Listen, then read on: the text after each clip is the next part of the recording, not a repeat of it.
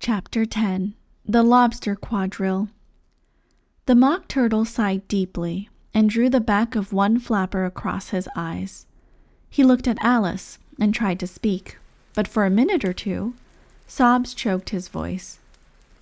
"Same as if he had a bone in his throat," said the Gryphon, and it set to work shaking him and punching him in the back. At last the Mock Turtle recovered his voice, and, with tears running down his cheeks, he went on again. "You may not have lived much under the sea." "I haven't," said Alice. "And perhaps you were never even introduced to a lobster." Alice began to say, "I once tasted," but checked herself hastily and said, "No, never." "So, you can have no idea what a delightful thing a lobster quadrille is." "No, indeed," said Alice. "What sort of a dance is it?" "Why," said the Gryphon, "you first form into a line along the seashore." "Two lines!" cried the Mock Turtle. "Seals, turtles, salmon, and so on. Then, when you've cleared all the jellyfish out of the way—" "That generally takes some time," interrupted the Gryphon.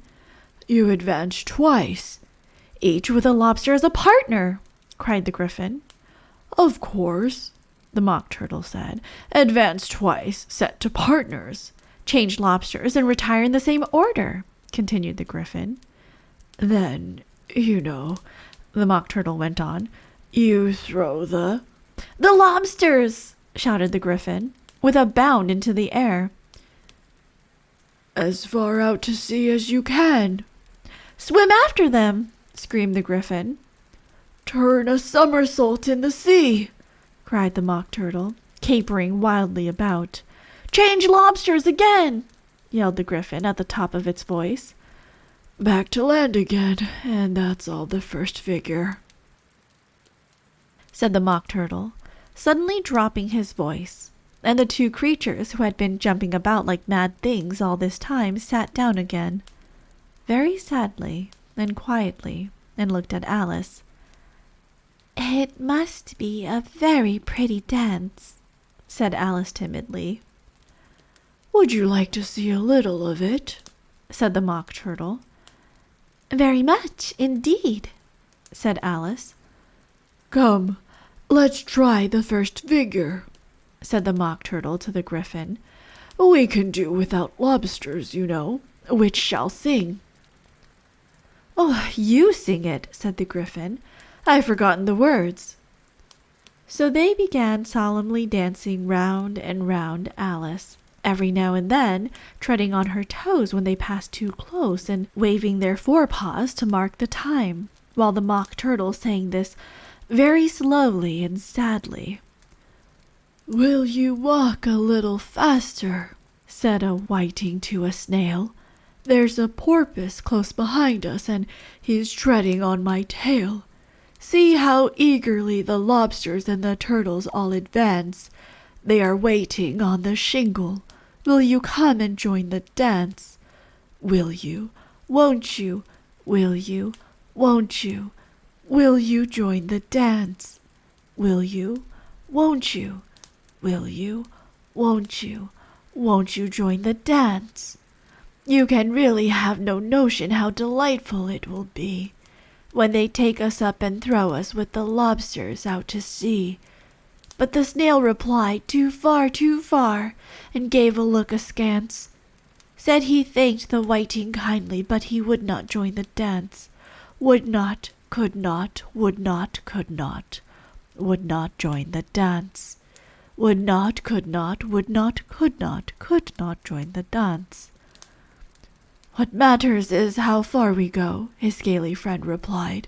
"There is another shore, you know, upon the other side. The further off from England, the nearer is to France. Then turn not pale, beloved snail, but come and join the dance. Will you, won't you, will you, won't you, will you join the dance? Will you, won't you, will you, won't you join the dance?" "Thank you. It's a very interesting dance to watch, said Alice, feeling very glad that it was over at last. And I do so like that curious song about the whiting. Oh, as to the whiting, said the Mock Turtle, you've seen them, of course? Yes, said Alice. I've often seen them at Din. She checked herself hastily. I don't know where Din may be, said the Mock Turtle, but if you've seen them so often, of course you know what they're like. I believe so, Alice replied thoughtfully. They have their tails in their mouths, and they're all over crumbs. You're wrong about the crumbs, said the Mock Turtle. Crumbs would all wash off in the sea, but they have their tails in their mouths, and the reason is— Here the Mock Turtle yawned and shut his eyes.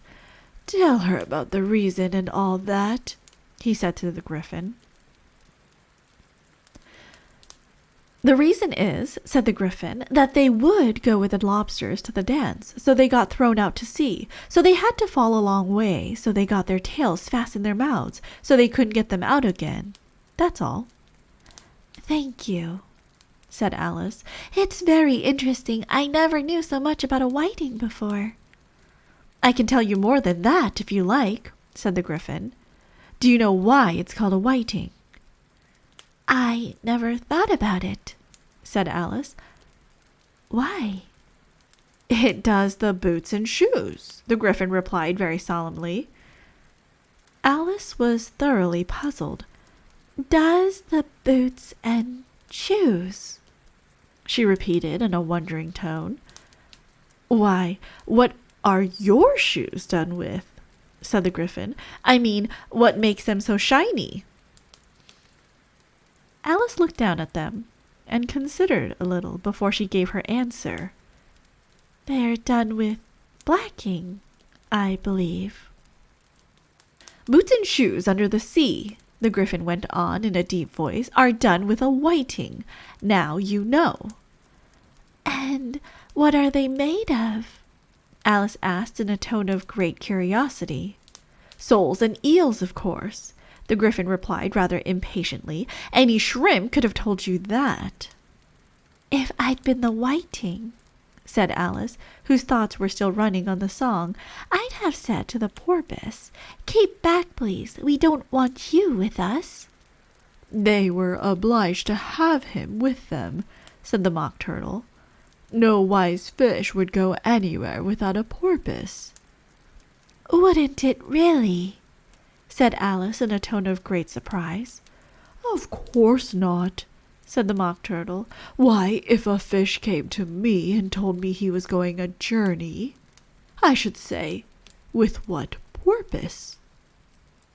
Don't you mean purpose? Said Alice. I mean what I say, the Mock Turtle replied in an offended tone, and the Griffin added, Come, let's hear some of your adventures. I could tell you my adventures, beginning from this morning, Alice said a little timidly. But it's no use going back to yesterday because I was a different person then. Explain all that, said the Mock Turtle. No, the adventures first, said the Griffin in an impatient tone. Explanations take such a dreadful time. So Alice began telling them her adventures from the time when she first saw the white rabbit. She was a little nervous about it just at first. The two creatures got so close to her, one on each side, and opened their eyes and mouths so very wide, but she gained courage as she went on. Her listeners were perfectly quiet till she got to the part about her repeating, "You are old, Father William," to the caterpillar, and the words all coming different, and then the Mock Turtle drew a long breath and said, "That's very curious." "It's all about as curious as it can be," said the Griffin. "It all came different," the Mock Turtle repeated thoughtfully. "I should like to hear her try and repeat something now. Tell her to begin." He looked at the griffin as if he thought it had some kind of authority over Alice. "Stand up and repeat, 'Tis the voice of the sluggard," said the griffin. "How the creatures order one about and make one repeat lessons," thought Alice. "I might as well be at school at once." However, she got up and began to repeat it, but her head was so full of the lobster quadrille that she hardly knew what she was saying, and the words came very queer indeed. "'Tis the voice of the lobster, I heard him declare. You have baked me too brown, I must sugar my hair.